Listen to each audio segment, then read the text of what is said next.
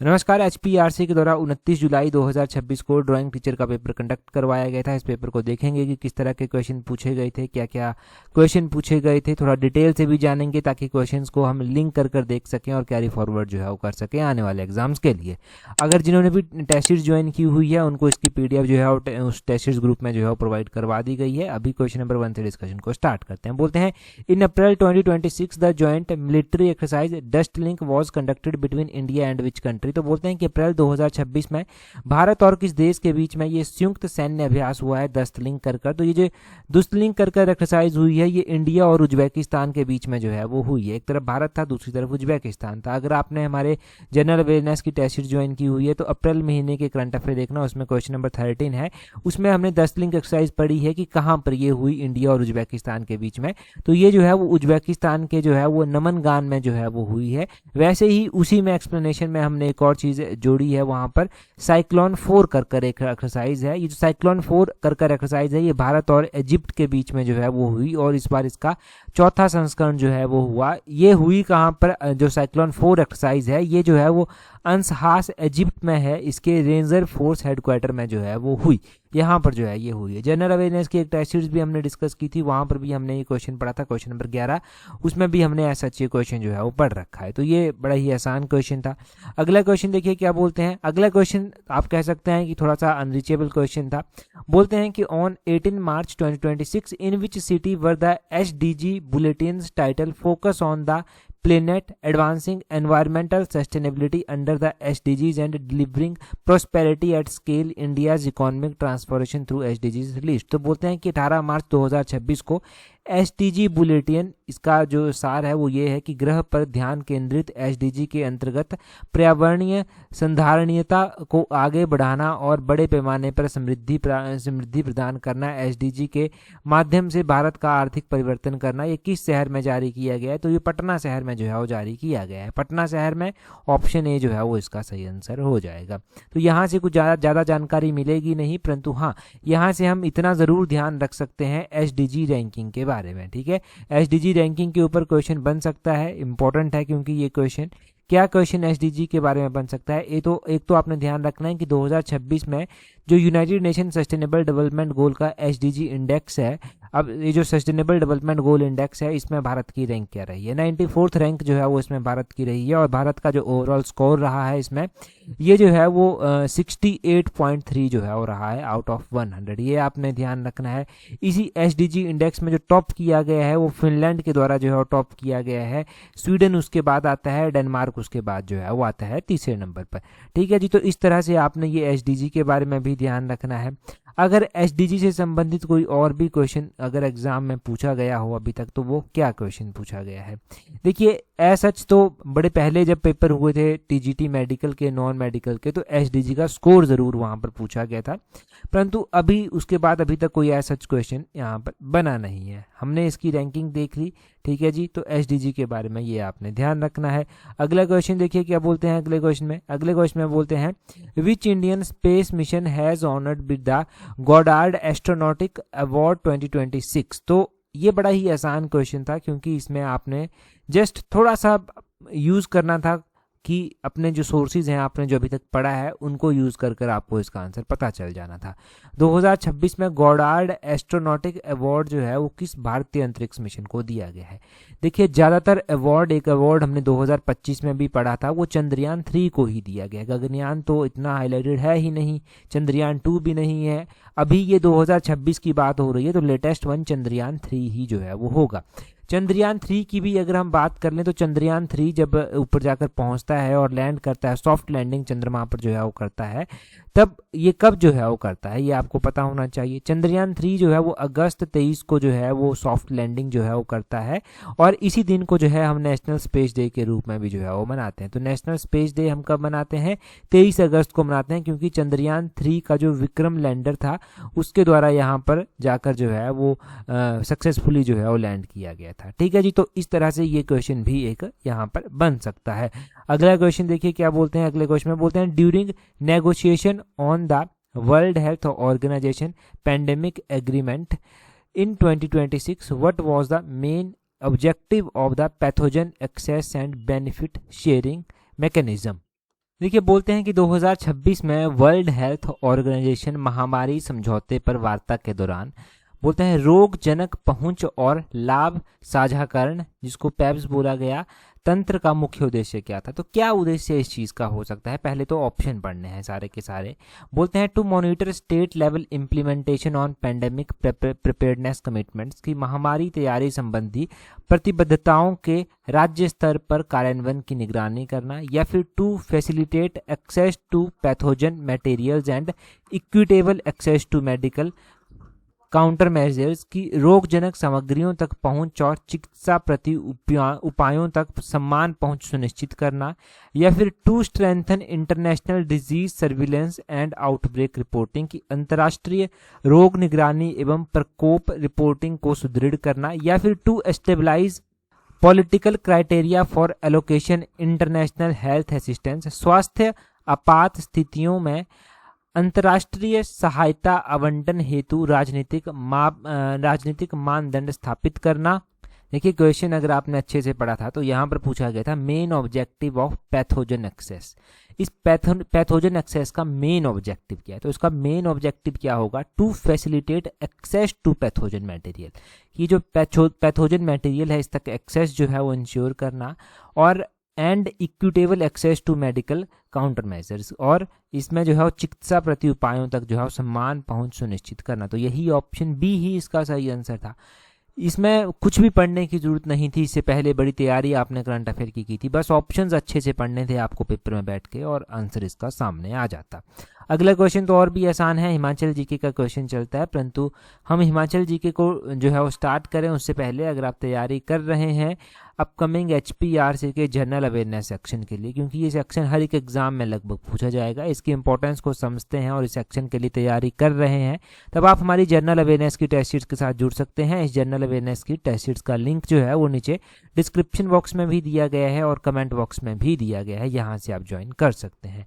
अगला क्वेश्चन देखते हैं हमारे पास क्या पूछा गया है। बोलते हैं which officer is primarily responsible for maintaining law and order, revenue collection, development administration at the district level. तो डिस्ट्रिक्ट लेवल पर यहाँ पर पूछा गया है, तो ये डेप्यूटी कमिश्नर का काम होता है जिसको आप DC बोलते हैं। ये DC साहब का काम होता है कि लॉ एंड ऑर्डर को भी ये देखे, रेवेन्यू कलेक्शन को भी ये देखे, डेवलपमेंट एडमिनिस्ट्रेशन को भी देखे। अगर मान लो रेवेन्यू का ही पूछा गया होता तब आपको पता है कि तहसीलदार से बात स्टार्ट होती है, जैसा कि हमने पॉलिटी के एग्जाम में देखा भी था कि वहाँ पर ऐसा क्वेश्चन पूछा गया था, परंतु ये एक तो डिस्ट्रिक्ट लेवल पर पूछा गया है और यहाँ पर बहुत सारी चीज़ें, लॉ एंड ऑर्डर, यहाँ पर रेवेन्यू, यहाँ पर डेवलपमेंट, ये सारी चीज़ें ऐड की गई हैं, जो कि डिस्ट्रिक्ट का जो मुखिया होगा, डिप्टी कमिश्नर जो होगा, उसी का काम जो है वो होगा।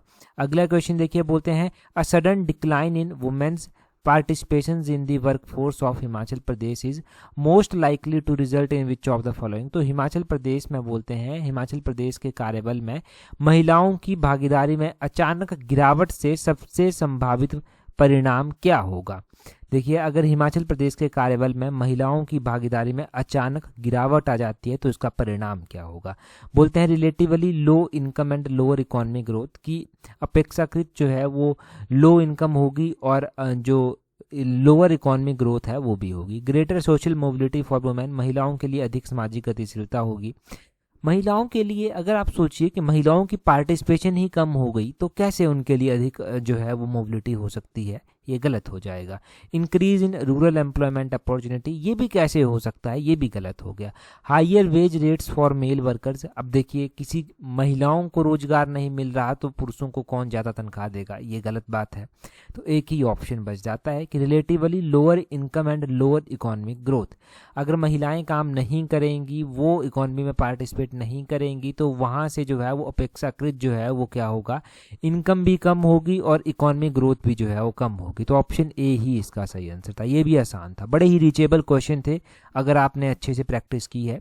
आगे क्या बोलते हैं, आगे बोलते हैं यहाँ पर कारदार कोठी लोकेटेड इन चंबा वो and built in 17th century is believed to have been constructed during the reign of which ruler. अब ये कारदार कोठी की बात की जा रही है कि ये 17वीं शताब्दी में निर्माण किया गया इसका चंबा में। अब बोलते हैं कि किस शासक के कार्यकाल के दौरान इसका निर्माण जो है वो किया गया। इस क्वेश्चन ने ज़रूर थोड़ी सी पीड़ा आपको दी होगी अगर आपने ये टीचर ड्राइंग का पेपर दिया है कि एकदम से इतना टफ क्वेश्चन कैसे ये पूछ सकते हैं, परंतु ध्यान रखिए कि ये कारदार कोठी जो है, एक तो बात यहाँ पर ऑप्शंस की है, पहले ऑप्शंस देखिए। राजा जहांगीर यहाँ दिया गया है, जहांगीर ने चंबा में इतना कुछ योगदान उसका था ही नहीं। जगत सिंह दिया गया है, ये नूरपुर का राजा हुआ करता था। राजा बासु, ये भी कोई चंबा की हिस्ट्री में आप ऐसा सच नहीं पढ़ते कि कोई मेजर डेवलपमेंट ऐसी हो। तो पृथ्वी सिंह ही एक ऑप्शन बच जाएगा और पृथ्वी सिंह ही इसका सही आंसर होगा। मतलब क्वेश्चन जरूर टफ बना दिया गया था, परंतु ऑप्शन ऐसी दी गई थी कि कोई भी सही कर जो है वो इसको आ जाता। तो ये कारदार कोठी के बारे में थोड़ा सा बता देते हैं आपको। कारदार कोठी, इसको जो है वो अन्य नाम से भी जाना जाता है, इसको राजकीय कोठी भी बोला जाता है, स्टेट कोठी के नाम से भी इसको जाना जाता है। डिस्ट्रिक्ट चंबा के भरमौर में राजा पृथ्वी सिंह के कार्यकाल के दौरान ये बनाई गई। पृथ्वी सिंह का कार्यकाल जो है वो 1641 में स्टार्ट हो गया था। तो क्वेश्चन पूछने वाला अगली बार ये क्वेश्चन पूछ सकता है कि चंबा के राजा पृथ्वी सिंह जो है वो कब जो है वो राजा बने। तो 1641 में जो है ये बने थे। और जगत सिंह, आपने ध्यान रखना है कि इस दौरान इनके कंटेम्प्रेरी हुआ करते थे जगत सिंह, नूरपुर के राजा। जगत सिंह ने जो है वो शाहजहां के विरुद्ध जो है वो एक विद्रोह किया 1641 में। और उस टाइम क्या था ना, जगत सिंह के साथ क्यों रिलेट कर रहे हैं अब थोड़ा डिटेल से ही बताना पड़ेगा, क्योंकि चंबा जो है वो जगत सिंह के कंट्रोल में था और पृथ्वी सिंह के पास इसका कंट्रोल नहीं था। अब पृथ्वी सिंह ने क्या किया, इसी मौके का फायदा उठाया और मंडी और सुकेत की सहायता ली और अलग अलग दर्रों को क्रॉस करता हुआ वो आया और उसने जो है वो अपनी रियासत को जो है वो फिर से प्राप्त कर लिया। उससे पहले जो है वो पृथ्वी सिंह का जब जन्म हुआ था ना, तो उसकी जो नर्स थी वो उसको लेकर वहां से भाग गई थी। अब नर्स का नाम बाटलू था। बाटलू नर्स जो है वो वहां से भाग गई थी और मंडी राजघराने में जाकर पहुंच गई थी। तो जो पालन पोषण हुआ पृथ्वी सिंह का वो मंडी में ही जो है वो फिर हुआ था, परंतु बाद में उसने अपनी रियासत को फिर से प्राप्त किया जब जगत सिंह ने जो है वो शाहजहां के खिलाफ जो है वो विद्रोह किया था 1641 में, और 1641 में ही ये राजा बना। अगले क्वेश्चन में क्या बोलते हैं, in which year was the total road length in Himachal Pradesh recorded as 288 kilometre. जब भी 15 अप्रैल आता है, 25 जनवरी आता है, तब हम इन क्वेश्चंस को पढ़ते हैं, क्योंकि तब हिमाचल ने 1948 से लेकर अब तक कितनी प्रगति की है वो बताया जाता है। तब हम अक्सर पढ़ते हैं कि उस टाइम हिमाचल में जो रोडों का जाल हुआ करता था वो सिर्फ 288 किलोमीटर हुआ करता था। तो यहाँ पर भी कुछ नहीं करना था, रोडों, यहाँ पर ऑप्शंस को देखकर अपनी समझ बढ़ानी थी आपको थोड़ी सी कि 288 किलोमीटर मतलब क्या हुआ इसका, कि 1948 ही इसका सही आंसर होगा, क्योंकि 1948 में हिमाचल प्रदेश का गठन हुआ था और उसी टाइम हिमाचल की रोड डेंसिटी जो है वो इतनी कम हुआ करती थी। उसके बाद तो आपको ग्रोथ ही देखने को जो है वो मिली है धीरे धीरे, ठीक है। तो 1948 ही इसका जो है वो सही आंसर है।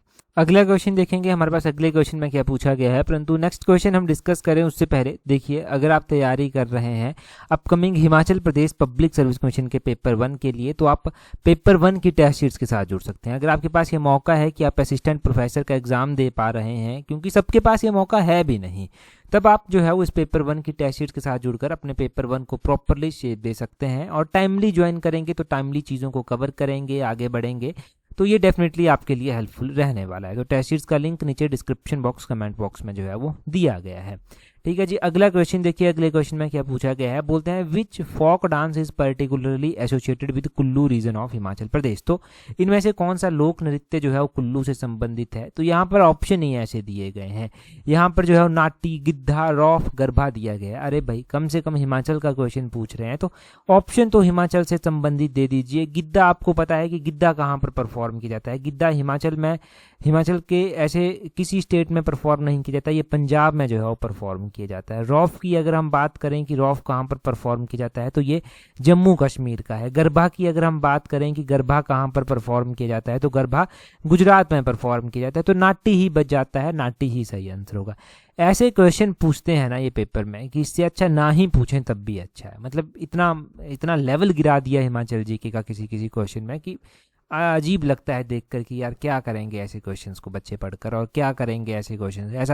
ऐसे क्वेश्चन तो कोई भी बच्चा, पहली का बच्चा टिक कर देगा ऐसे। तो अगला क्वेश्चन देखिए क्या बोलते हैं विच of the following wild life sanctuary district pair is not correctly match. तो यहाँ पर चैल वाइल्ड लाइफ सेंचुरी दिया गया है, ये तो सोलन में ही आती है। धौलाधार वाइल्ड लाइफ सेंचुरी दिया गया है, ये कांगड़ा में ही आती है।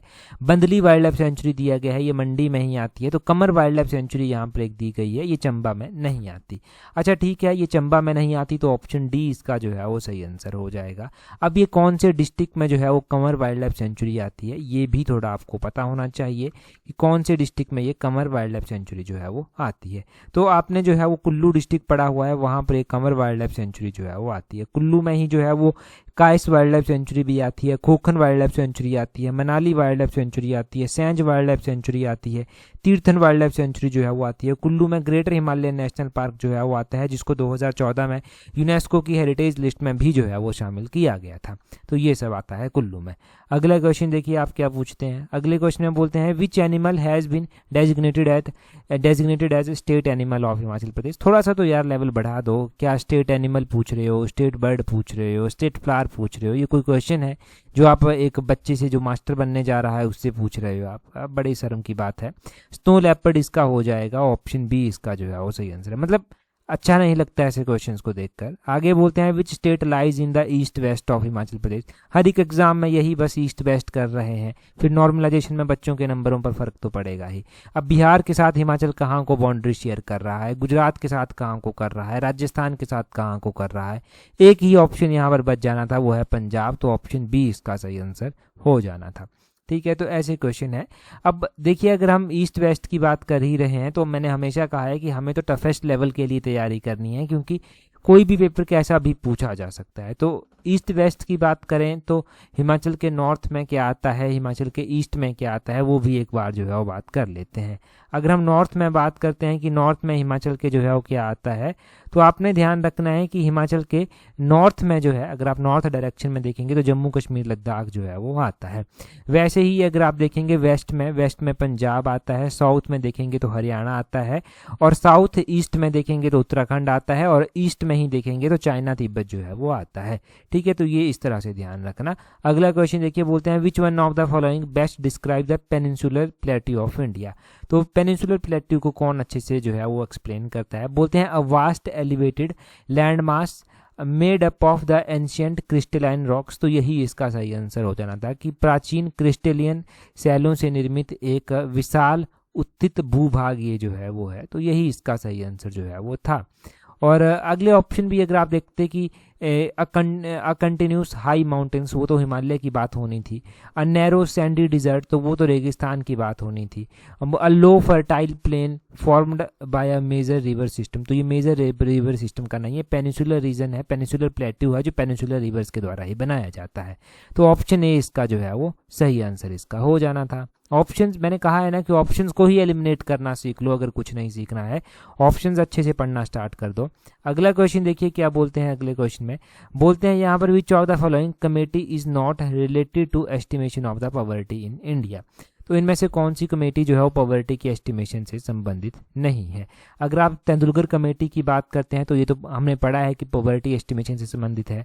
लकड़वाला कमेटी भी हमने पॉवर्टी एस्टिमेशन से संबंधित पढ़ी है। हमने अलगाह कमेटी भी पढ़ी है कि ये भी पॉवर्टी एस्टिमेशन से है।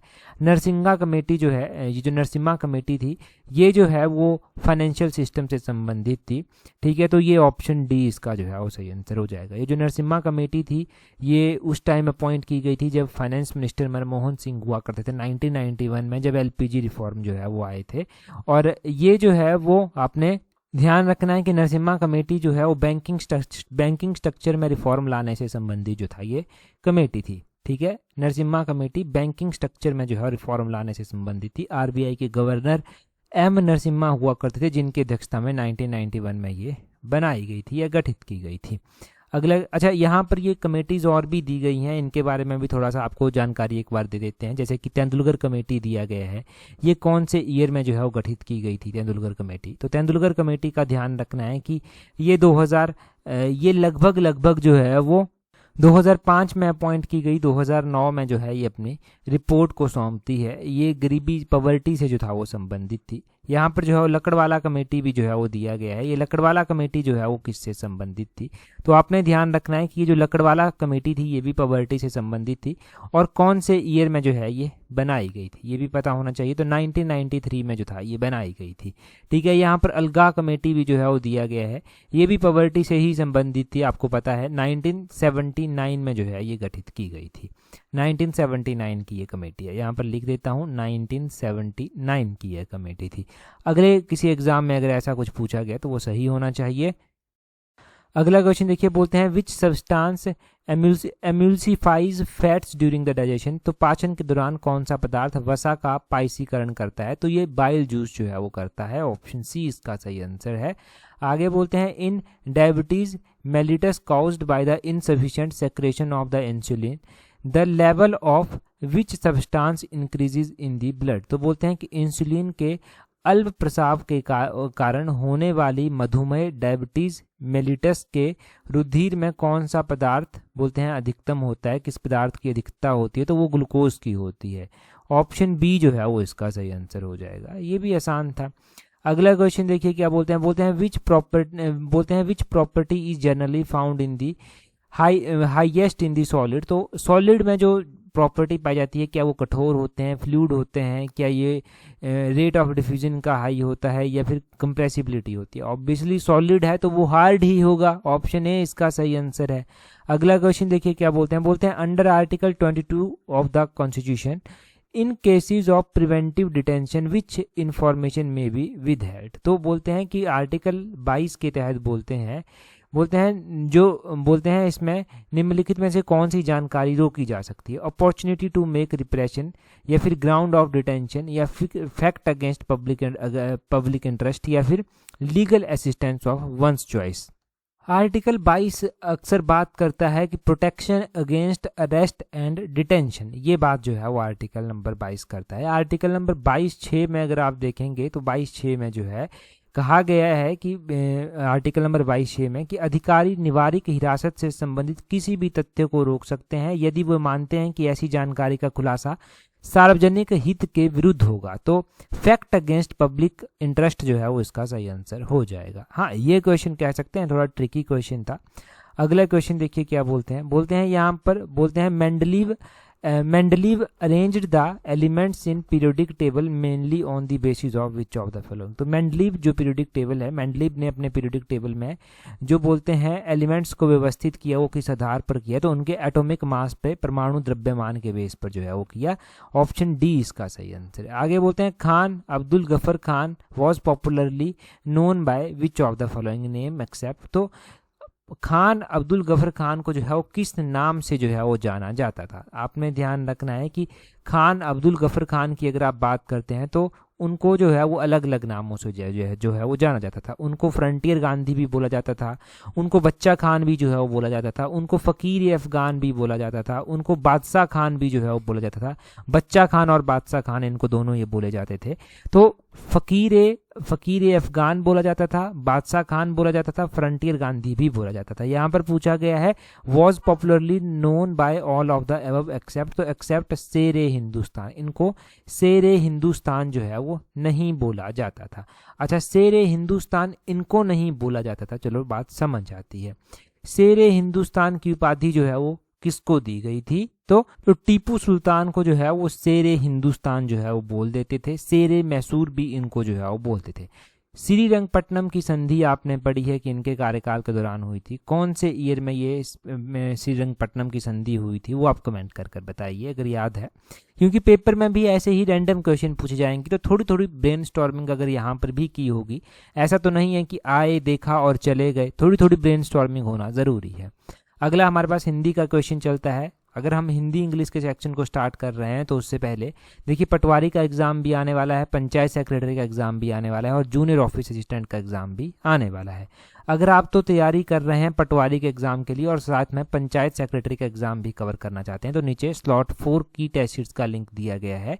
इसमें हमने सीटें एक्सटेंड की हैं क्योंकि इसमें जो है वो लिमिटेड सीटें थी, तो सीटें हमने अप टू 20-30 सीटें और इसमें बढ़ाने की बात की है। तो अगर आप ज्वाइन करना चाहते हैं इस पटवारी पंचायत सेक्रेटरी के टेस्ट सीट्स को तो आप इसके साथ जुड़ सकते हैं। एक ही स्लॉट से इन दोनों एग्जाम की तैयारी हो जाएगी।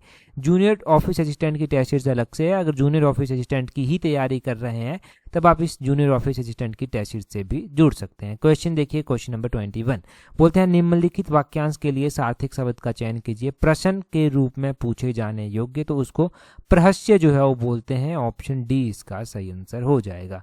निम्नलिखित वाक्य में रेखांकित परिस्थिति के लिए उचित मुहावरे का चयन कीजिए। उसने नौकरी पाने के लिए इतनी मेहनत की कि शरीर और मन की पूरी शक्ति लगा दी, फिर भी सफलता हाथ नहीं लगी। मतलब उसने जो है वो शरीर और मन की पूरी शक्ति लगा दी, एड़ी चोटी का जोर जो है वो उसने लगा दिया। ऑप्शन बी इसका सही आंसर होगा। निम्नलिखित में से किस वाक्य में लिंग संबंधी अशुद्धि है? मेरी बड़ी बहन कल रात की बस से अपने घर वापस आएगी। विद्वान लेखक ने मंच पर खड़े होकर अपनी नई कविता सुनाई। या फिर बूढ़ा माली रोजाना सुबह उठकर पौधों में ताजा पानी डालता है। या फिर उस छोटे से गांव में बहने वाली नदी बहुत गहरा है, बहुत गहरा है। ये अशुद्धि हो गई। ऑप्शन डी इसका सही आंसर है। वो आगे बोलते हैं निम्नलिखित में से किस वाक्य में कारक संबंधी त्रुटि है? तो कारक संबंधी त्रुटि कहाँ पर है? बोलते हैं वह बस के द्वारा दिल्ली पहुंचकर अपने मित्र पर फोन करने लगा। मित्र पर नहीं, मित्र को हो जाएगा, तो ऑप्शन ए ही त्रुटि है यहाँ पर। आगे बोलते हैं नीचे दिए गए वाक्य में स्थित स्थान की पूर्ति के लिए बादल के लिए उपयुक्त पर्यायवाची शब्द बताना है। तो बादल का पर्यायवाची पयोधर भी होता है। ऑप्शन डी सही आंसर है।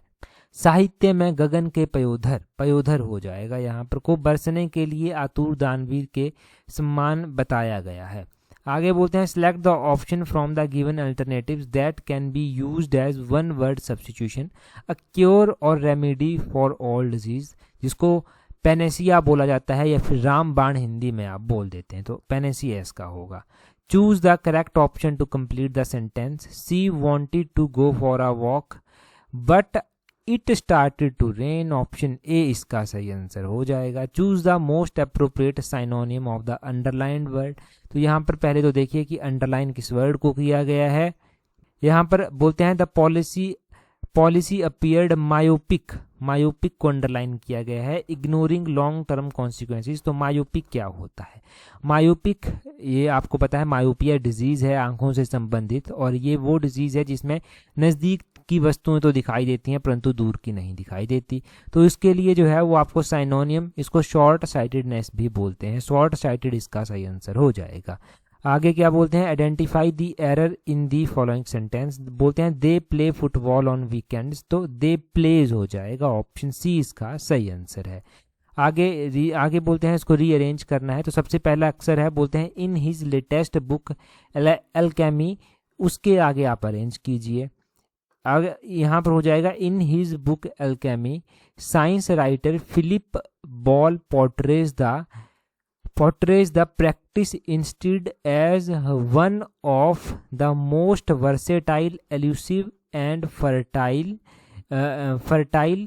इसके बाद आर वाला ऑप्शन हो जाएगा product of the human imagination, तो QPSR इस तरह से हो जाएगा। ऑप्शन ए इसका सही आंसर है। आगे बोलते हैं choose the word phrase that correctly replaces the underlined idiom.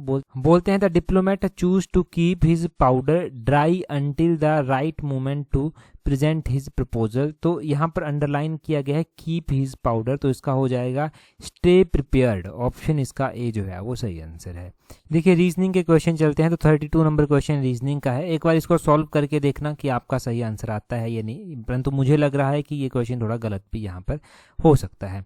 आगे बोलते हैं SF की माता है, FT की बहन है और HL का पिता है, LT का पुत्र है। L और S में क्या संबंध है? तो पुत्री का पुत्र जो है ये है। ऑप्शन बी इसका सही आंसर हो जाएगा। आगे यहाँ पर बोलते हैं कि यहाँ पर LHIO ये श्रृंखला दी गई है। इसे बोलते हैं ऐसे कितने स्वर हैं जिनमें बोलते हैं प्रत्येक के ठीक पहले एक स्वर है और ठीक बाद एक व्यंजन है। मतलब पहले एक वोवल है और फिर कॉन्सोनेंट बाद में है।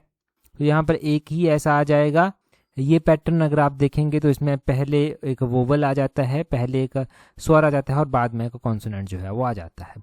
ठीक है जी, तो ये ऐसे सॉल्व होना था। आगे आसान ही है ये VDK, इसको 9 बोला गया है, NVC 25 और JRY 36। यहाँ पर बीच में बताना है कि यहाँ पर क्या आएगा।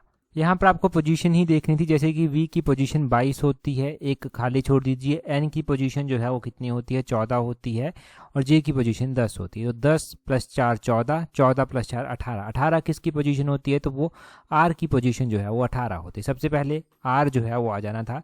दूसरे में अगर आप देखेंगे कि कैसे होगा, तो आगे देखिए सबसे पहले डी दिया गया है, फिर यहाँ पर एक स्पेस खाली, फिर वी है, फिर यहाँ पर आर है। डी की पोजीशन देखेंगे 18 है, 4 जो है वो हो जाएगी। वी की तो 22 हमने देखी, आर की जो है वो 18 है।